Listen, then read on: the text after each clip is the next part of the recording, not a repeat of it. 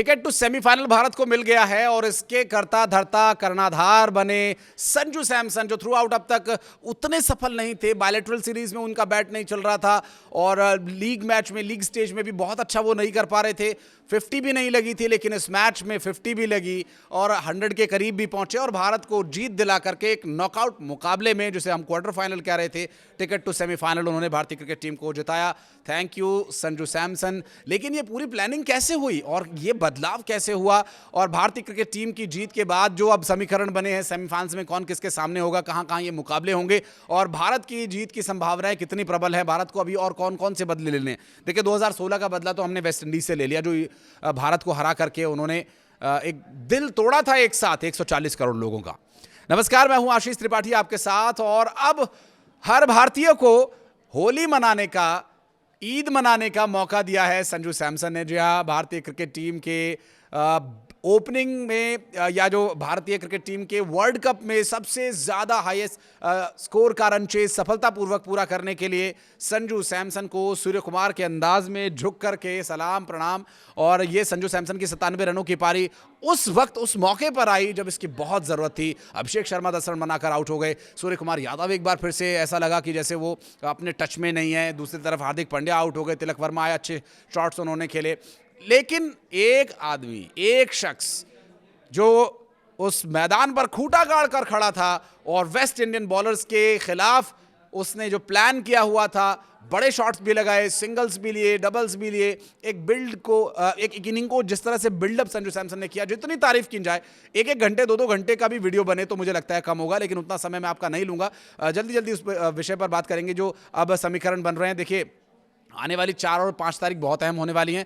इससे ये स्पष्ट हो जाएगा, क्योंकि पहला सेमीफाइनल और दूसरा सेमीफाइनल, पहले सेमीफाइनल में न्यूजीलैंड और साउथ अफ्रीका का मुकाबला एक दूसरे से है, जहां पर प्रबल संभावना है कि साउथ अफ्रीका जीते। लेकिन कुछ लोगों का ये कहना है कि न्यूजीलैंड वो टीम है जो बहुत बड़े उलटफेर करती है। हालांकि बहुत स्ट्रांग टीम है, अच्छी फील्डिंग उनके पास है, जबरदस्त बॉलिंग है, अच्छे हिटर्स उनके पास है, लेकिन through out tournament south Africa अब तक अनडिफिटेड रही है और साउथ अफ्रीका को हराना इस मुकाबले में अगर न्यूजीलैंड के लिए संभव हुआ तो ये उनके लिए एक बहुत बड़ी उपलब्धि ही नहीं होगी, बल्कि भारत के लिए भी संभावनाएं और प्रबल हो जाएंगी, ऐसा एक्सपर्ट्स का कहना है। हालांकि जब न्यूजीलैंड खेलने पर आती है तो वो बहुत बड़ी बड़ी टीम्स को घर बैठा देती है, ये बात तो किसी से छिपी नहीं है। और क्रिकेट का इतिहास ये कहता है, आप जैसे जो क्रिकेट के चाहने वाले हैं, जो देखने वाले हैं, उनको ये बात पता होती है कि न्यूजीलैंड की टीम कैसा परफॉर्म करती है।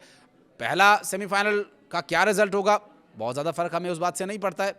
शायद हमें जो एक बड़ी हार का मुंह देखना पड़ा था, उसका बदला लेने का मौका फाइनल्स में मिले साउथ अफ्रीका के अगेंस्ट। लेकिन भारत का इंग्लैंड से मुकाबला है, अपेक्षाकृत भारत की टीम ज़्यादा मजबूत नजर आ रही है। इंग्लैंड की टीम जो लड़ते गिरते जूझते यहाँ तक पहुंची है, भारत जो सिर्फ एक हार की वजह से काफ़ी आलोचना झेल रहा था। अब तक पूरे थ्रू आउट टूर्नामेंट में भारत ने अच्छा खासा अपना प्रदर्शन खेल का किया, लेकिन वो बार बार चर्चा इस बात की हो रही है कि हम वो परफॉर्मेंस नहीं दिखा पा रहे, हम उस डोमिनेंस के साथ क्यों नहीं खेल। देखिए, वर्ल्ड कप है, हर टीम की अपनी एडवांटेज होती है, हर टीम के पास अपनी एक स्ट्रेंथ होती है, हर टीम की वीकनेस होती है, तो वो पूरी दुनिया में एक्सपोज होती है। और आईपीएल खेलने की वजह से हर एक खिलाड़ी एक दूसरे को जानता है, उसे पता है कि किस खिलाड़ी को कैसे बैक करना है, किस खिलाड़ी को कैसे टारगेट करना है।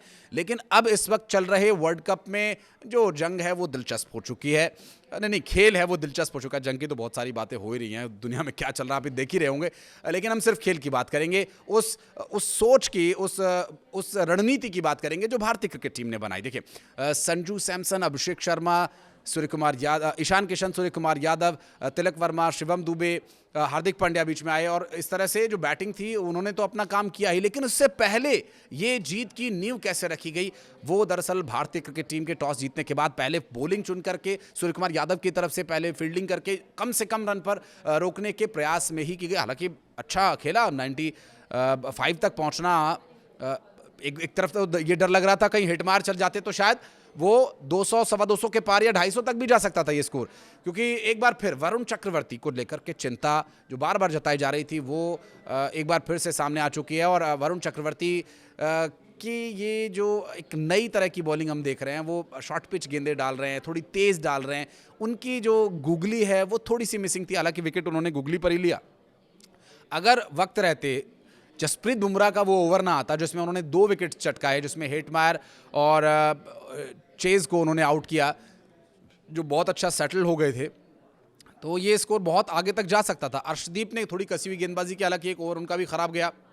हार्दिक पांड्या को शुरुआत में गेंदबाजी कराना फायदेमंद साबित, इसलिए हालांकि शुरुआती झटके हम नहीं दे पाए, विकेट नहीं ले पाए, लेकिन हमें छठे गेंदबाज शिवम दुबे की तरफ नहीं जाना पड़ा। अगर शिवम दुबे भी आ जाते तो हमारे अर्शदीप के साथ साथ हार्दिक पांड्या, वरुण चक्रवर्ती और फिर शिवम दुबे, ये इनके अगर एक एक ओवर भी हम देखें तो 4 ओवर में अगर अच्छे खासे रन पड़ जाते तो फिर ये 200 सवा 200 के ऊपर चला जाता और शायद भारत के लिए फिर ये चेज करना मुश्किल हो जाता। लेकिन जिस तरह से संजू सैमसन खेल रहे थे, लग रहा था कि 250 का भी स्कोर शायद होता तो संजू सैमसन अकेले ही इस मैच को जिता देते। तो देखिए, खिलाड़ी बड़ा कैसे होता है? खिलाड़ी बड़ा अपने स्कोर से या रिकॉर्ड से नहीं होता। खिलाड़ी बड़ा होता है बड़े मौकों पर, बड़े मंच पर, बड़ा प्रदर्शन करके, बड़ा अंतर से जीत दिलाने वाला। 5 विकेट की बड़े अंतर से भारतीय क्रिकेट टीम ने ये जीत हासिल कर ली और इस होली को और गुलाबी और खुशनुमा बनाने का मौका दे दिया है। आप अच्छे से होली खेल सके, क्योंकि अगर हार कर हम जाते होली खेलने तो शायद उतने अच्छे से हम, उतने उल्लास से हम नहीं मना पाते। लेकिन अब ये जीत का जश्न है, रंग गुलाल अबीर और उड़ेंगे और बेहतर तरीके से भारतीय क्रिकेट टीम को चेयर करने का मौका मिला है। और भारतीय क्रिकेट टीम इस वक्त पूरी तरह से तैयार है, स्क्वाड में कोई चेंज नहीं होगा। सेमीफाइनल होना है अगला 5 तारीख का इंतजार है, जब इंग्लैंड के सामने भारत होगा। और इंग्लैंड के खिलाड़ी उतनी फॉर्म में नहीं है, हालांकि 2-4 खिलाड़ियों को, अगर ब्रुक्स को देखें, ब्रुक्स की बैटिंग बहुत अच्छी चल रही है, लेकिन ब्रुक्स के लिए हमारे पास जसप्रीत बुमराह हैं।